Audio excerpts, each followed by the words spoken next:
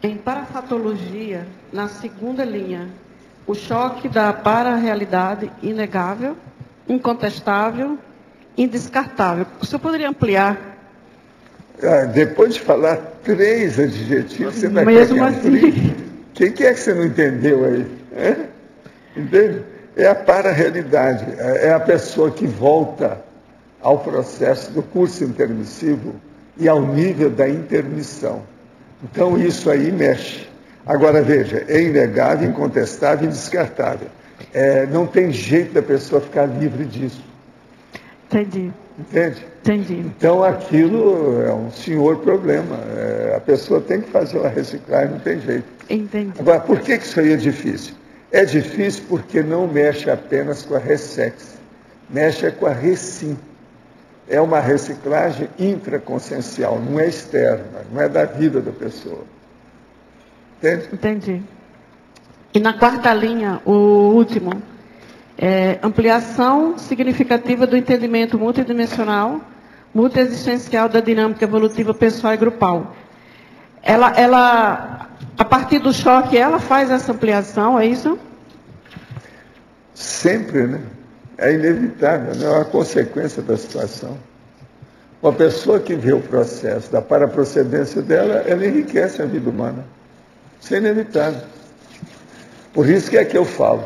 Hoje eu estava falando lá no almoço, sabe, para a minha turma lá, que estava lá almoçando comigo, sobre 2 condições que vocês têm muito aqui, é muito comum isso. Tem uma turma de intelectual mais avançada, que é aquela pessoa que gosta da parte mental somática, que entra nisso. Então, ela coloca o mental soma na frente do processo da paraperceptibilidade. E tem aquela outra pessoa que ela vem e está muito ainda quente o processo da parapercepção.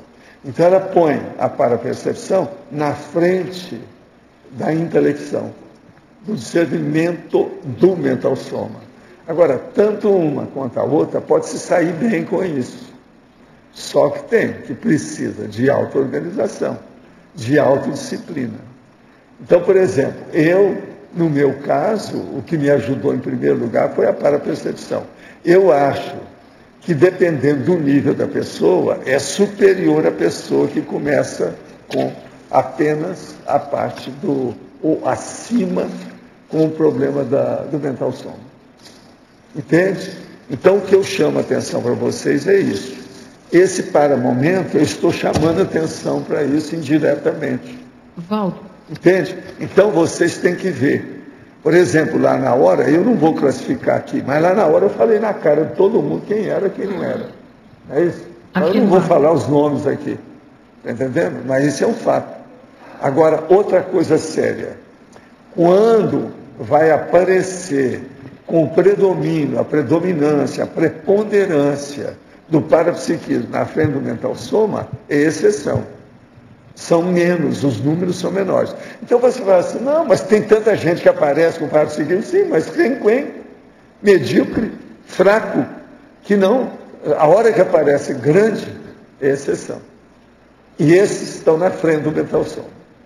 Agora, tudo depende das últimas vidas, como é que foi a constituição dentro da equipe evolutiva, aquele nível do grupo evolutivo que a pessoa está mais imersa, participante. O que você não entendeu? Não, por que para determinadas pessoas viria para a percepção? Pois é, por causa das últimas vidas, a tendência que ela tem. Agora, por exemplo, eu mostrei aqui como é que é isso. Vocês querem ver? Um clássico aqui, ó, ele não está aqui, eu não sei, por isso que eu não gosto de falar quando a pessoa não está aí. É o Moacir. O Moacir é um clássico. Ele, por exemplo, ele não estudou igual muita gente que eu conheço aqui. No entanto, ele dá um banho de loja do ponto de vista de energia. Agora, veja, ele é dos caras que estavam comigo, ó. E outra coisa, ele entrou praticamente assistido seriamente lá no Pombal. Agora, veja, é uma exceção desse povo. Uma outra que é exceção é essa dona ali, ó, aquela lá. Chegou aí agora, essa nova ali, ó. Aquela ela não é nada cara de taxa. Essa aí é terrível. Devido ao processo de energia. Então, por exemplo, se eu pego o Moacir, pega aí a Stephanie e outros desse tipo, eu vou colocar como doadores de energia. É o que eu fazia no Centro da Consciência Contínua, que eu fazia lá no centro do Rio, lá, aquele, sabe, grandão, que eu cuidava de 800 pessoas, às vezes, naqueles negócios lá. Rio Centro, entende? É os processos que eu fazia lá em casa. Por exemplo, você lembra da Lélia? A Lélia é esse tipo também. Agora, tem outros. Tem uma dona também, que era uma clarividente, que trabalhava comigo no Centro da Consciência Contínua, você não viu, né? Aquela era clássica. Ela era terrível, eu via as coisas, ela via direitinho. Então eu deixava ela falar primeiro. Tudo confirmava ali em cima do lance, era terrível. Entende? Professor. O nome dela é mais ou menos Zélia, as coisas. Aqui no B. Sim. No B. Você falou também que o pessoal do Mental Soma, você deu a entender mais ou menos que não estava preparado para estar esse nível de parapsiquismo. Não. O que é isso? Por exemplo, eu estava falando em vocês. Uma delas é ela, a outra é aquela ali, ó. Olha lá, está tudo lá, sentado. Essas são muito intelectuais. Então, elas superam o processo do parapsiquismo ainda. Agora, tanto um quanto a outra, nós não podemos falar qual a vantagem disso. A vantagem é o nível de discernimento da pessoa. Não é a condição que ela tem. Porque tanto numa como na outra, ela pode sair bem. Agora, o problema é levar as duas coisas. Essa aqui é que é a terceira boa. Que é essa que eu estava falando para ela. Olha aqui, vocês têm que juntar isso aí, ver o que vocês casam. Para levar as duas coisas junto.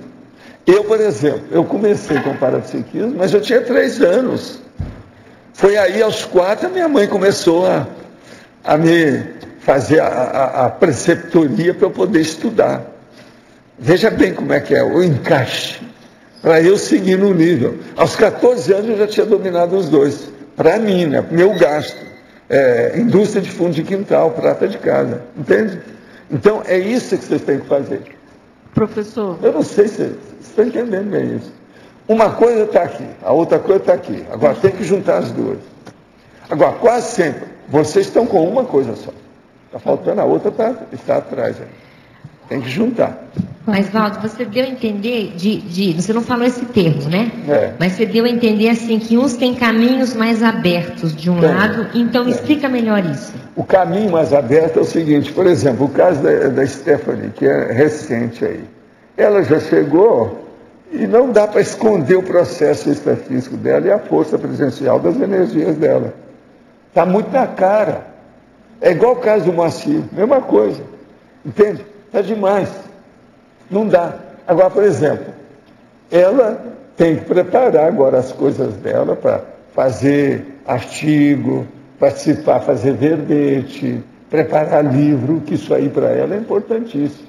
Agora, veja, é lógico que ela vai ter que mexer com alguma coisa nesse sentido. Não vai ter por onde fugir. Agora, vocês que são intelectuais, vocês vão ter que mexer com o parapsiquismo, querendo ou não. Entendeu? Então, a compensação. Se vocês entenderem isso, vocês vão começar a entender mais a parafenomenologia. Isso é seríssimo.